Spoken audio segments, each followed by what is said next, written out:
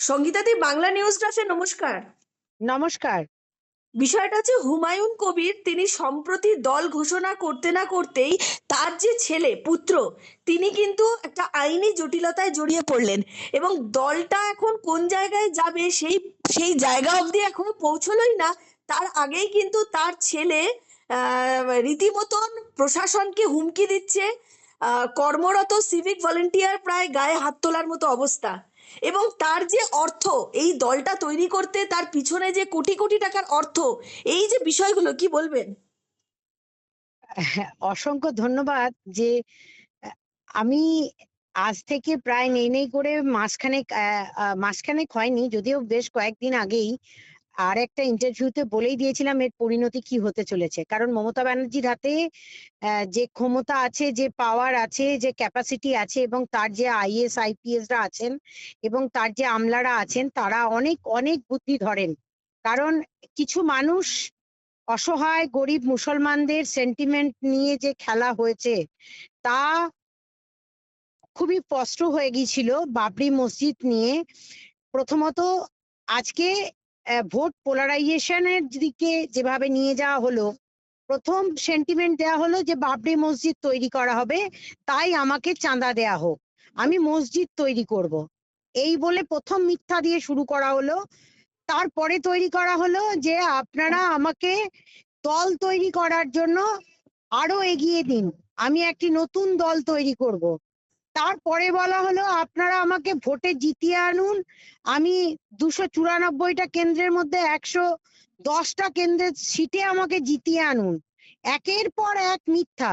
এখনো পর্যন্ত বলতে পারলেন না তিনি ক বিঘা জায়গা কিনে রেখেছেন বাবরি মসজিদ বানানোর জন্য। তো তার ছেলে যে এতদিন টিএমসি তে ঢুকে বসেছিল সে কথাটাও তিনি কিন্তু বলেননি। আস্তে আস্তে সমস্তই প্রকাশ্যে চলে আসছে। নিজের ছেলেকে টিএমসি থেকে না সরিয়ে নিয়ে এসে তাকে তো বরখাস্ত করা হয়েছে টিএমসি থেকে, কিন্তু তার ছেলে টিএমসি তে টানা বসেছিল এবং টিএমসি থেকে বসে তিনি দু নৌকায় পা দিয়ে তার নিজের একটি দল ঘোষণা করে ফেললেন, জনতা পার্টি, উন্নয়ন পার্টি, মানে মিক্সচার এবং সেকুলার পার্টি বানাবেন, বাবরি মসজিদ বানাবেন এবং সেকুলার পার্টি বানাবেন।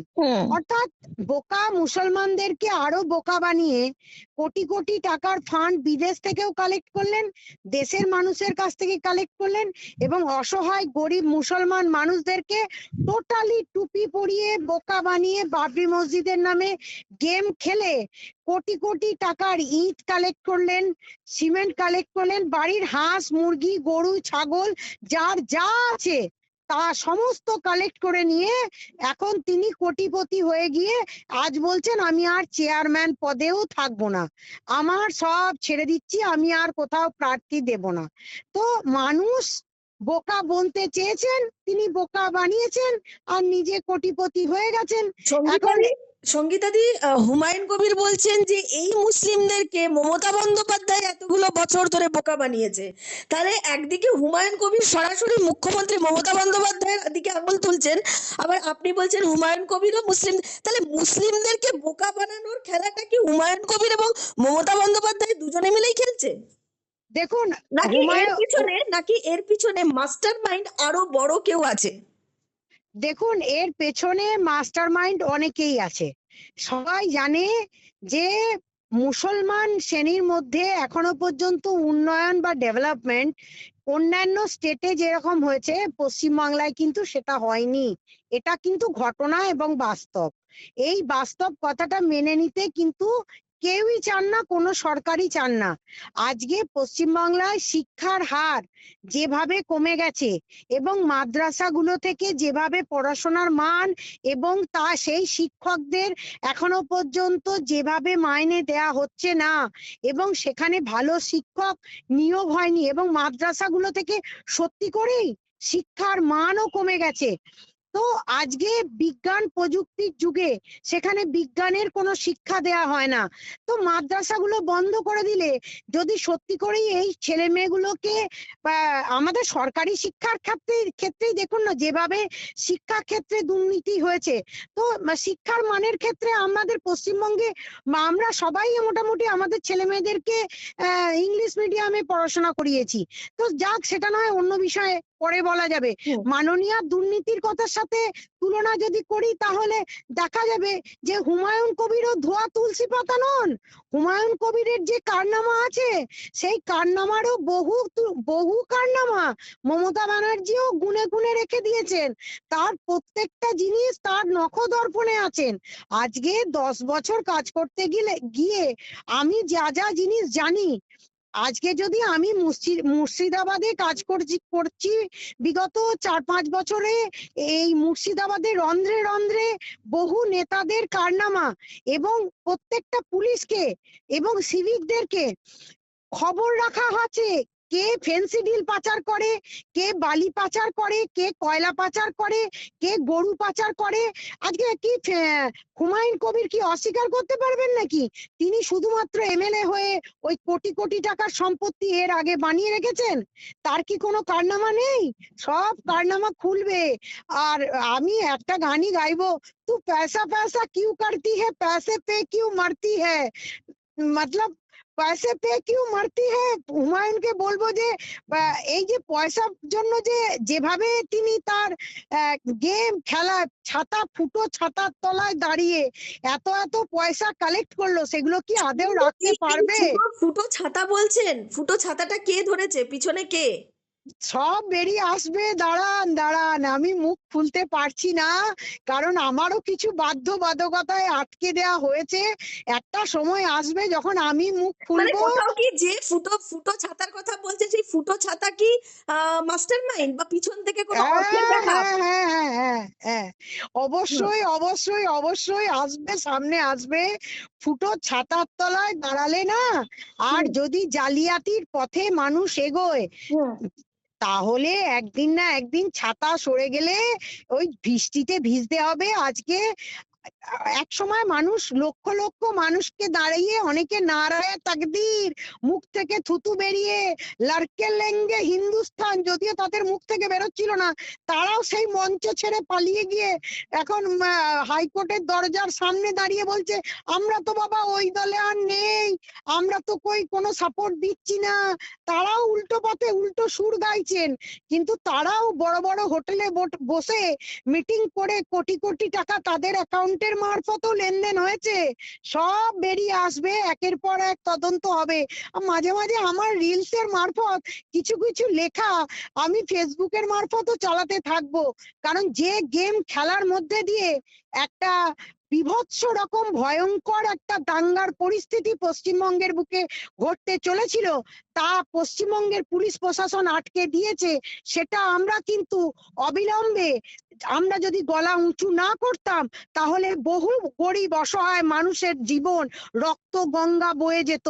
আর সেই রক্ত গঙ্গা বয়ানোর থেকে পশ্চিমবঙ্গের বহু পুলিশ প্রশাসন কাজ করেছে এবং ভালোভাবে কাজ করেছে, কারণ তারাও জানে এই প্রশাসনিক পাওয়ারে থেকে গরিব মানুষকে বাঁচাতে হবে।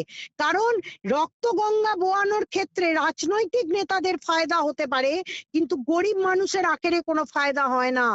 আমরা গরিব মানুষের জন্য কাজ করি, আমরা টাকার নেশায় কাজ করি না, রাজনৈতিক ক্ষমতার লোভে কাজ করি না। আর যারা রাজনৈতিক লোভ ক্ষমতা পাওয়ার পলিটিক্স এর পাওয়ার এই সমস্ত নেশায় যারা নেমে পড়েছেন রাস্তায়, তাদেরকে বলছি সজাগ এবং সচেতন থাকুন। আমরাও ময়দানে আছি, রাজনৈতিক গণতান্ত্রিক পদ্ধতিতেই হবে এবং গণতান্ত্রিক পদ্ধতিতে লড়াই হোক, আমরা চোখে চোখ রেখেই লড়াই করব। অবশ্যই মমতা ব্যানার্জির যে সমস্ত অগণতান্ত্রিক পদ্ধতিতে যে সমস্ত চুরি চিটিংবাজি তার নেতারা করেছেন, তাদের 1 to 1 লড়াই হবে এবং ফেস টু ফেস দাঁড়িয়ে থেকে লড়াই হবে। কিন্তু কোনো রকমই কোনো দাঙ্গা সৃষ্টিকারী পলিটিক্স করে লড়াই করতে আমরা দেব না, দিচ্ছি না। কোনো কর সেবকদের মৃত্যুর ওপর, লাশের ওপর দিয়ে দাঁড়িয়ে থেকে বাবরি মসজিদের নামে ভোট পোলারাইজ করে কোন রকম নোংরা পলিটিক্স করে আমরা খেলতে দেব না, দিচ্ছি না। আমাদের সেই এজেন্ডা নেই, ছিল না, থাকবে না। সঙ্গীতাদি, কোথাও কি এত বড় চক্রান্ত, যে গেম প্ল্যানের কথা আপনি বলছেন, এই গেম প্ল্যানের মধ্যে দিয়ে কি কোথাও হিন্দুরা বা এই যে বিজেপি, কোথাও কি বিজেপিকেই দুর্বল করা হচ্ছে, কি মনে হয়? মানে দেখুন, কোথাও কি বিজেপি দুর্বল বদলে নয়, বিজেপিকে দুর্বল করারও একটা চক্রান্ত এর মধ্যে? না, কখনোই না। বিজেপি এমন একটি দল যেখানে বিশ্বের বৃহত্তম রাজনৈতিক দল। গত কদিন আগেও আপনারা দেখেছেন এখানে যারা কর্মী, তারা হাজার তাদেরকে সরিয়ে দিলেও আজকে শ্যামাপ্রসাদ মুখার্জির আদর্শ এবং ভারত মা পদ্মকে বুকে আঁকড়ে রেখেও, পদ্মের কর্মীদেরকে হাঁটিয়ে দিলেও, তাদেরকে হাজার কষ্ট দিলেও, দুঃখ দিলেও, অপমান করলেও, তারা তাদের কষ্ট, দুঃখ, দুর্দশাকে সরিয়ে ফেলে রেখেও তারা কিন্তু পদ্ম থেকে সরে যান না, বা হিন্দুত্ব বোধ থেকে তাদেরকে 1 ইঞ্চু সরানো যায় না। তারা কিন্তু, যারা পুরনো কর্মী, তাদেরকে কোনো লোভের কাছে বিক্রি করানো যায় না, কেনা যায় না। তারা ভালোবাসেন কিন্তু দলটাকে। সঙ্গীতাদি, এই পুরনো কর্মীরাই তো বসে গেছে। আমরা দেখেছি পোস্ট পোল ভায়োলেন্সের পর বা লাগাতারই 1-2 বছরে প্রচুর বিজেপির যারা একনিষ্ঠ পুরনো কর্মী, পুরনো নেতা ছিলেন, তারা অনেকেই বসে গেছে, যেটা যে কোনো কারণেই হোক। তারা কিন্তু সেইভাবে সক্রিয় হতে পারছে না বা হতে চাইছে না। মানে এই বিষয়টা কেন? দেখুন, এটা এটা একটা একটা একটা লবি এমন ভাবে এগিয়ে এসছে, যারা যারা সত্যি এই ধরনের পলিটিক্স করছেন, মানে সেই যারা কারণেই আমি প্রশ্নটা করলাম, তাহলে কি যারা একদম একদম অরিজিনাল বিজেপি যারা তাদেরকে দুর্বল শাসকের করা হচ্ছে? সঙ্গে মিলিত হাতে, জয়েন্ট ভেঞ্চারে হ্যাঁ। কিছু কিছু কাজ এমন করছেন, যে কাজের জন্য তারা কিন্তু টাকার কাছে, ক্ষমতার কাছে মাথা নত করে নিজেদেরকে বিক্রি করে দিয়ে মুরলীধর লেন থেকে খবর পাচারও করছেন। এরকম খবর আমাদের কাছে আছে। সেই সমস্ত মানুষগুলোকে আজকে পার্টি কোথাও না কোথাও গিয়ে ক্ষমতার আখ্যায়নে বা তাদের কাছে মাথা নত করছে, বা ঠিকমতো খবর দিল্লির কেন্দ্রীয় নেতৃত্বের কাছে ঠিকমতো পৌঁছাচ্ছে না।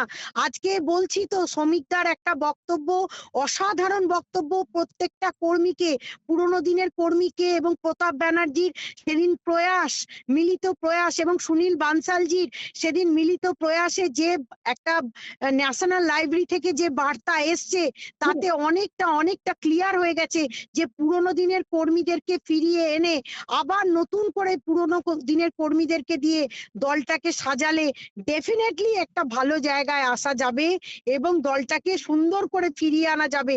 শ্রমিকদার হাত শক্ত করতে হলে সবাইকে এগিয়ে আসতে হবে, কারণ শ্রমিকদা একদিন বলছিলেন, ঘোষের তিনি মতন লড়াকু নেতা, যার হাত ধরে একটা বিজেপিতে ইতিহাসই তৈরি হয়েছে, সেই দিলীপ ঘোষকেও কি আপনারা চাইছেন ফিরে আসতে এবার? অবশ্যই অবশ্যই চাই প্রত্যেককে ফিরে আসুক, প্রত্যেকে ফিরে আসুক, এবং চটে বসে রাজনীতি করা লোকেরাও, চটে বসে রাজনীতি করার কথাও একদিন সেদিন বলছিলেন শ্রমিক বাবুর, যার গভীরতা, যার প্রিয়রঞ্জন দাসমুন্সির সঙ্গে তুলনা করা, মানে সত্যি কথা বলতে কি, প্রিয়রঞ্জন দাসমুন্সির সাথে যার কম্পিটিশন করলে কে ভালো বক্তা, সেটা আমরা মানে তুলনা করতে পারবো না।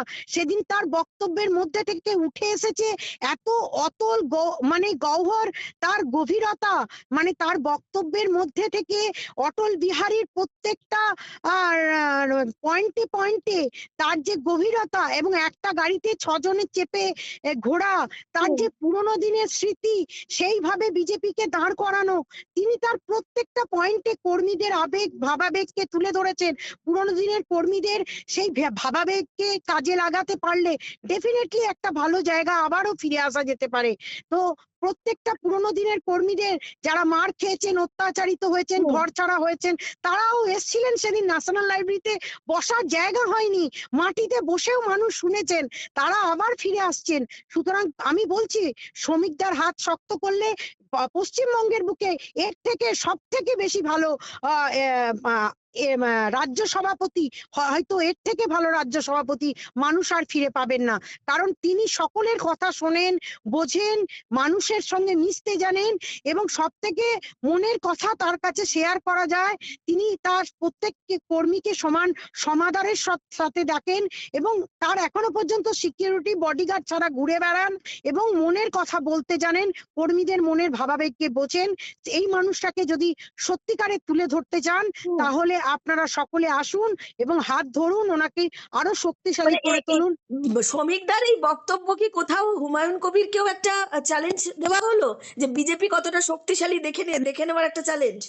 অবশ্যই, অবশ্যই। কারণ তিনি তো জানেন, তিনি আরএসএস এর একজন পুরনো কর্মী, বহুদিনের পুরনো কর্মী। তিনি একজন কর্মীর নাম করেছেন নরেশ দা। নরেশ দা যিনি মানকরে বাড়ি, হুম, তিনি আমারও গুরু। হুম। তিনি আমাকেই নিয়ে এসছেন এই নরেশ দা। নরেশ বাবু আমার মানে আমার নাম করব না। তিনি আমারও গুরুদেব। মানে আমাকেও রাজনীতিতে পথ চলতে শিখিয়েছেন। নরেশ দা, নরেশ কোনার, যিনি আমাকে হাতে ধরে বক্তৃতা দেয়া থেকে শুরু করে রাজনীতিতে নামানো থেকে শুরু করে আমি সেই সময় তার হাত ধরে 2014 সালে তার বাড়িতে প্রথম দেখা আমার শ্রমিক দার সাথে আমার প্রথম পরিচয় 2014 সাল একসঙ্গে তার বাড়িতে খাওয়া দাওয়া। তো সেই শ্রমিক দাকে 2014 সাল থেকে আমি চিনি এবং তার সাথে আমার যথেষ্ট ভালো সম্পর্ক। 2015 সালে একটা অসহায় পরিবার বারাসাতে যখন শ্রমিক দাকে ফোন করি, শ্রমিক দা সেই পরিবারকে হেল্প করেন টাকা দিয়ে। আমি শ্রমিক দাকে আজকে নয় 2014 সাল থেকে চিনি, মানুষটাকে জানি। তো শ্রমিক দার মন কি বলে এবং কি চায় সেটা আমরা খুব ভালোভাবে জানি এবং হুমায়ুন কবিরকে চ্যালেঞ্জও বারবার ছুড়ে দিচ্ছেন শ্রমিক দা। আমরাও ছুড়ে দিয়েছি, বারবার ছুড়ে দিয়েছি এবং বারবার বলেছি ওখানে বাবরি মসজিদ হওয়া তো দূর কি বাত, হুমায়ুন কবিরের কবরস্থান বানাবো আমরা। এবং উত্তরপ্রদেশ থেকে একদল মানুষ রেডি হয়ে আছে, তারা পথ চলতি পথে হেঁটে এসে হুমায়ুন কবিরের ইট খুলে নিয়ে চলে যাবে যদি বাবরি মসজিদ ওখানে তৈরি হয় বা তৈরি করার চেষ্টা পর্যন্ত হয়। আমরা প্রত্যেকে তৈরি আছি যে বাবরি মসজিদ হওয়া আর কোন রকম ভাবে কোনো নতুন করে ঝামেলা দাঙ্গা সৃষ্টি হলে পশ্চিমবঙ্গের বুকে আমরা সবাই মিলে হিন্দুরা একত্রিত হয়ে ময়দানে নামবো। তাতে কোনো রকম কোনো রাজনৈতিক পরিস্থিতি আমরা ভাববো না। এই দাঙ্গা পরিস্থিতি পশ্চিমবাংলার বুকে ঘটতে দেব না, কোনো প্রাণহানি হতে দেব না। এবং সেদিনও পর্যন্ত পুলিশ যথেষ্ট ভূমিকা পালন করেছে। হিন্দুদের নাম নিয়ে যারা ময়দানে নেমে এই বাবরি মসজিদকে সমর্থনকারী হিসাবে যারা নোংরা খেলায় মত্ত হবেন তাদেরকেও পুলিশ জব্দ করবে।